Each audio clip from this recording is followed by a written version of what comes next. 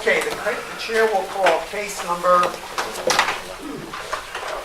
008443, 52 Union Street. Anyone here wishing to be heard in this matter? Have you seen you folks before? Where are we now?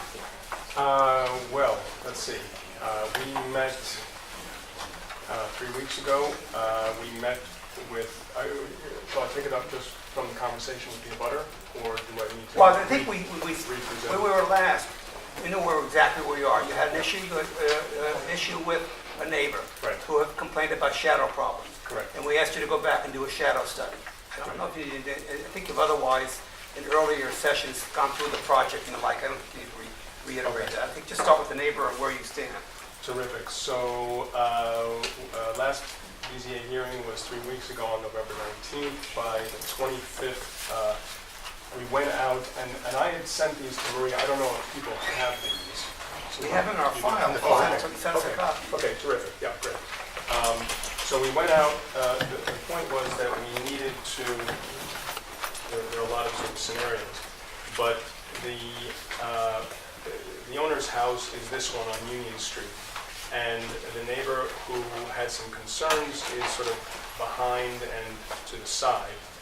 But what we also noticed when we went to measure is that there's an adjacent house, very, very close to that house, that actually, there's an adjacent house right next to that also, in its own way, casts shadows on the neighbor's house. So Yeah, but that's not a result of relief that we may be granted. So, it is what it is. That's right. No, but I wanted to understand sort of all the shadow on the neighbor's house. So what we did, we did test this. I mean, we got it into the model with great care. It's set true north. It's set on the assessor's database plan, so the relationship of the houses is correct. Due north is straight up on the page. And then the software allows you to test it any time and any during the year, any month, any day, any hour. What we did is we chose the solstices and the equinoxes, March, June, etc. At the times when the sun would potentially cast a shadow. And so we did this, we looked at it very carefully, we sent that to the neighbors on the 2nd of December, so that was 8 days ago. They had written back, and I had forwarded also to Maria to put into the record their comments and then my comments as well in response. We felt that there was a minimal amount of effect on their house. And again, these are the existing conditions at 4 o'clock, 4:30, 5 o'clock on those days. These are the proposed. And of course, you can see some change when we're raising the ridge height. And we did feel it was minimal. I should point out, which I did in my letter to them, that interestingly, in December, when the sun is in the lowest, and when I say we're all starving for light, the shadow cast by the Medeiros' house actually doesn't ever even touch that house. So we have some effect in the March area, none in the June, and some in the September. And none in December. And 0 in December. That's correct. How would you, how would you characterize in those 2 months where you do have a shadow effect, how would you characterize it in terms of significance? Or maybe it's in your written comment that I'm going to read. Well, it's, that's the one where there's none. It's a difficult thing to quantify. Let me just show you this. So this is March 21st at 5 p.m. Those two circles. So that one is the existing. The Lemaster's house, first of all, has a second floor deck that puts their first floor in some real amount of shadow. but you can see that their second floor deck is unshadowed, right? Okay, that explains sort of what the back of their house actually looks like, and we did try to measure it quite precisely. That's the existing, that's the proposed, and you can see a little bit of the shadow of the new, extended Madeiros house starts to cast onto there. Except to say that it's modest. I mean, I would say it's modest. It's not towering over it. I pointed out again, sort of in a summary to the master, that we're keeping with the existing footprint. We're not trying to expand that footprint or push further. I mean, we're only 13 and some feet from the back property line, so we are trying to respect that.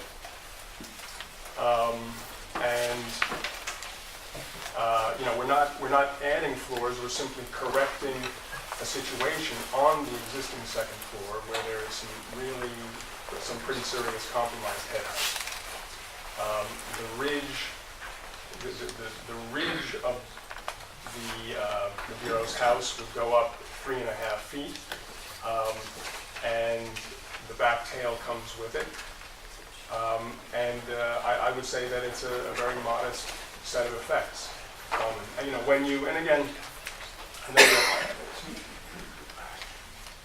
This board is trying to balance out the desires of everybody, and we feel that it's a reasonable request.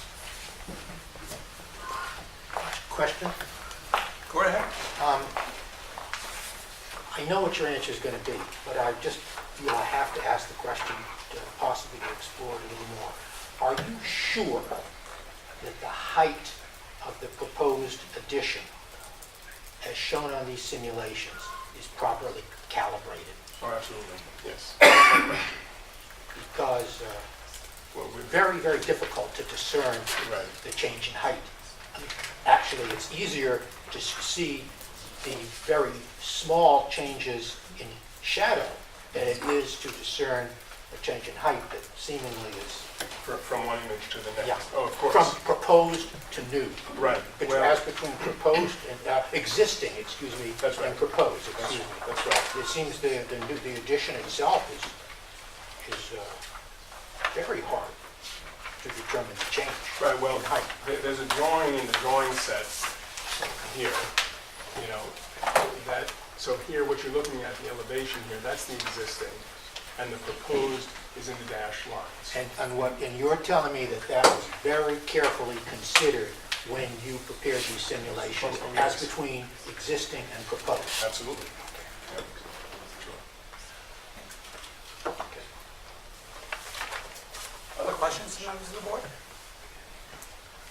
I'll open the matter up to public, I'll open it up to public testimony. Anyone here wishing to be heard on this matter? Apparently no one is. We do have these two letters. The letter from the neighbor we've been talking about, and then Mr. Ellsworth's response. Start with the letter from the neighbor. It was dated December 7th. It's from Steve and Rochelle, R-A-C-H-E-L-L-E, Lamaster, L-A, capital M-A-S-T-E-R. Dear Mr. Ellsworth, thank you for preparing and sending the shadow study materials last week. We reviewed them to assess the impact that the proposed height increase on the Madeiros home at 52 Union Street will have to our home.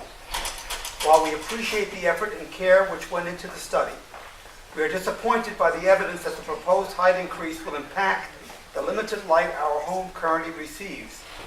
In our present circumstances, the best light comes from our western-facing windows. These are, unfortunately, the windows that are most impacted by the increased height of the Madeiros home. Further, these first floor windows are situated in our eat-in kitchen, a location in our home where we spend the majority of our time. Given this, the increased building mass will impact not only our light, but also obscure our view of the sky. We fully support the benefits the proposed improvements will have on the visual appeal of the neighborhood. We also understand that the Board of Zoning will make final approval of the plans. Having lived in and raised a daughter in Cambridge in a smaller home with a similar second floor ceiling configuration as the current structure, we had similar aspirations, as well as objections from neighbors, and accordingly had our architect prepare alternative plans. We wonder whether you have considered other plans which can meet the Medeiros' needs without impacting our quality of life. A question I was about to ask myself, but let me read your response, and then we can talk about it. I trust you answer or you try to respond to the question they've raised. This is a letter from Campbell Ellsworth in reply to Stephen Rochelle Lemaster. And it's dated December 9, yesterday. Thank you for your note and your thoughts on the project. While we appreciate your concerns about the project, we believe that the sun studies we performed only reinforce our previous assumptions that the proposed modifications to the house at 52 Union Street are reasonable and modest in character, and that they will only minimally affect your life and experience. I would clarify again the following points about the project. Bullet point: the house has been in the same family for over 40 years, and the family is trying to correct issues with the house that render some of the spaces either difficult or nearly uninhabitable. They do this in preparation for the next generation. Bullet point: the project uses the existing footprint of the house, thus maintaining the distance between your home and 52 Union. We have chosen not to expand further into the rear yard, which would adversely affect you. Bullet point: the project stays within all bounds of the dimensional requirements of the zoning ordinance, including the project stays under the allowable GFA, gross floor area, which, given the fact that this is a relatively small lot, is a modest number, 1,660 square feet. Proposed modifications are considerably under the allowable 35-foot height limitation of the C1 zone. Bullet point: the project is not adding any additional floors. It is simply correcting the compromised head height of an existing condition. Bullet point: a more aggressive approach could have been to demolish the house and to build a significantly taller structure as of right that would have required no zoning relief from the Board of Zoning Appeals. An as-of-right project would have affected your life significantly more, without any input from you or a requirement of any sun studies. But the owner is greatly attached to the existing house, and thus the solutions we reviewed had as its goal the retention of the footprint and basic structure. We respect your concerns, and we thank you for your input on this project. Your questions have, in a positive way, yielded greater clarity about the effect of the project on you and your neighbor to the south. After this work, we feel that the proposed modifications are reasonable and create minimal effect, and we will pursue the project as designed. We hope and trust that the Board of Zoning Appeals, who is charged with trying to balance out the reasonableness of a project with the impact of the abutters in the neighborhood, will also find the project appropriate. If you have any further questions, do not hesitate to contact me. I assume you have been contacted since you wrote your I letter. have not been contacted. You heard from the other neighbor too, who's also impacted? There's one who also has some shadow impact. There's a second. She did send, Did she send a letter? she sent a letter a couple of days ago. She emailed, yesterday. I saw it, but I didn't know- Her name is Maria. I couldn't look at it. Must have gotten buried. She also saw the, sun study. As soon as I can find it. Yeah, it's Marie Burke, B-U-R-K. So an email, I am a lifelong resident at 399 Windsor Street, Cambridge, Mass. I have no objection to the construction on 52 Union Street, Cambridge. So the neighbor has signed off. So we're back to the Lemasters. I'm sorry, but you should have in your, that was sent to Maria, also by another abutter. Okay, I'll read it. It's from Gloria Cartagena. Cartagena? Cartagena, did I get it right the first time? C-A-R-T-A-G-E-N-A. This letter is regarding the variance of 52 Union Street. I understand there is one resident in the neighborhood who is concerned about the renovation of the property. I have seen the plans for the modifications and the recent sun study. I personally don't see a drastic impact by the proposed modifications to any abutting property in the neighborhood. As the owner of 383-385 Windsor Street and lifelong resident of the neighborhood, I am always pleased to see improvements of homes taking place. I have no objection to the renovation of 52 Union Street. I will open the matter up to public testimony. Is there anyone here wishing to be heard on this matter besides the letters we have? Apparently not. Any final comments you want to make before we do close public testimony? No, I think we did a lot of work. We really tried to study it hard. We really measured it carefully. I sent two of my folks out there to measure. We had measured, obviously, the existing house, and then we measured two more houses to really understand,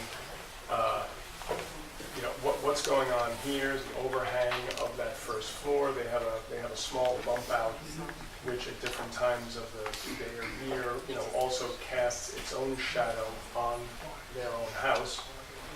And this is a very large house, with a porch, and this has its own place in the shadow casting arena here as well. So I think we feel good about the work we did, about the contact we made. Strangely enough, I thought this meeting was a week ago, and I was rushing back from Thanksgiving trying to get this done, and we got it to the day before, a week ago, on the 2nd. No, I think, all things considered, we are sensitive to the concerns of the neighbors. We looked very carefully at this. We think that it's a reasonable request. You point out that you could, if you wanted to, or if your client wanted to, come up with an as-of-right solution, which would be basically tear the structure down and build up, because you have a lot of GFA room, and that would have a worse shadow impact than what you're proposing. Have you considered any other alternatives, like building a one-story addition to the rear, going closer to maybe needs zoning relief, but it would eliminate a shadow issue? Is there a possibility of that? We didn't specifically look at that, and I'm not sure. This is a very small lot, and we would start to eat up, Well, you'll need zoning relief. We need zoning relief, but But, also, Jonathan's, going to have some little kids running around there at some point soon. We want to leave some yard. There's only 13 feet of yard, 13 and a half feet of yard. So the short answer to your question is no, we didn't look at that.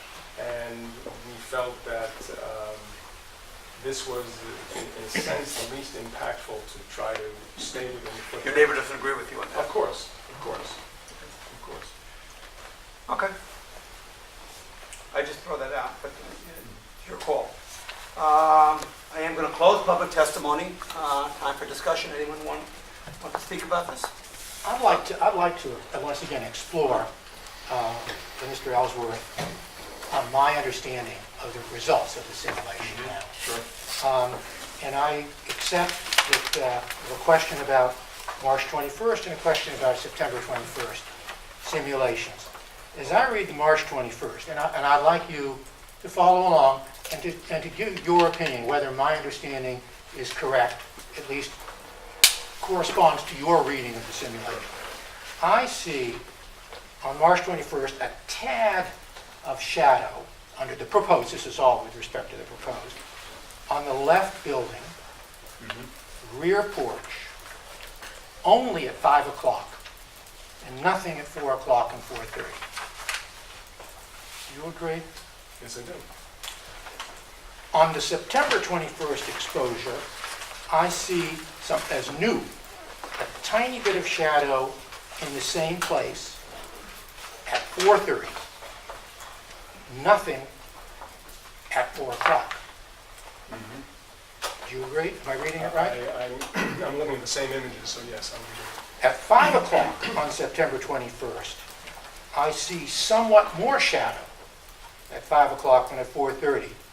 But then again, looking at the existing shadow, I see some shadow already Correct. at 5 o'clock. Yes, indeed. So I'm reading the simulations correctly, Absolutely. at least in the same way you read them. Certainly. Well, anyone wish to speak on this, or will you go right to a vote? I'm sorry? I'm good with it. Tim has indicated that he... In view of the alternatives proposed by the chair, I'd just like to say that my colloquy with Mr. Ellsworth has persuaded me that although there is conflict present, and conflict is unfortunate between the applicant and the abutter on this one issue, I am satisfied that the negative impact on the abutter is not of such weight or moment or significance as to cause me to want to vote against this proposal, so I would vote for it. I'm satisfied, in other words, I'm completely satisfied by the shadow study. Thank you. And I should just, may I say something? You may. You may not need to say anything. Yeah, that's right. I'm trying to do it. Let's see what happens here. I'm about to agree with my colleague, Doug Myers. I think the shadow study shows that it is really a minimal impact, and I will be in favor of that. Ready to take a vote? Mr. Chair, Okay. did you hear from the public? Say it again, please. Did you hear from the public? Yeah, I did. I have them at public testimony, no one will testify. Am I right? Yes, you're right. I know I'm getting old, but not that old. Okay, time for a motion. The chair moves that this board make the following findings. That a literal enforcement of the provision of the ordinance would involve a substantial hardship to the petitioner. Such hardship being that whether the petitioner or any other occupant of that property, the house needs to be upgraded and extended to provide suitable living space for whoever occupies the structure. The hardship is owing to basically the shape of the structure and its location on the lot. It's a non-conforming, it's a very tight lot, non-conforming, and therefore any relief, any modification to the structure would require zoning relief, particularly if you want to go up, and that the relief may be granted without substantial detriment to the public good or nullifying or substantially derogating the intent or purpose of the ordinance. In this regard, the chair would note that the project does have not unanimous but substantial neighborhood support, that show that the petitioner has submitted some studies that indicate that the impact on neighboring properties in terms of shadow is minimal, at least in the opinion of the chair or maybe of the board, and that this project, as relief being sought, satisfies one of the goals of our zoning ordinance, is to improve the housing stock of the city of Cambridge and to make housing available for people of all income levels. So on the basis of these findings, the chair moves we grant the variance requested on the condition that the work proceed in accordance with plans prepared by Ellsworth Associates, Inc. Looking for the date. It's like October 6, 2015. They're numbered Z1.1, Z1.2, EX.1, EX3.1, A1.1, A3.1, all of which have been initialed by the chair. All those in favor of granting the variance, please say aye. Aye. 5 in favor. Variance granted. Special permit? Yeah, I'm gonna- Give me a chance, guys. Your pleasure. I don't want them running away from the table. Okay, yes, you need a second set of relief as a special permit, which is a lesser standard, to modify the window openings in the rear facade, which is currently in the required rear yard setback. So the chair moves that with regard to this special permit, the board makes the following findings, that the requirements of the ordinance cannot be met without the special permit, that no traffic generated or patterns of access or egress resulting from this window modification will not cause congestion, hazard, or substantial change in the established neighborhood character, that the continued operation of or development of adjacent uses will not be adversely affected by what is being proposed, that no nuisance or hazard will be created to the detriment of the health, safety, and/or welfare of the occupant of the proposed use or the other citizens of the city, and that the proposed use will not impair the integrity of the district or adjoining district or otherwise derogate the intent and purpose of the ordinance. So on the basis of these findings, the chair moves we grant the special permit requested on the condition that the work again proceed in accordance with the plan identified in connection with the variance. All those in favor, please say aye. 5 in favor. Now you're okay. Thank you. Very much. Thank you.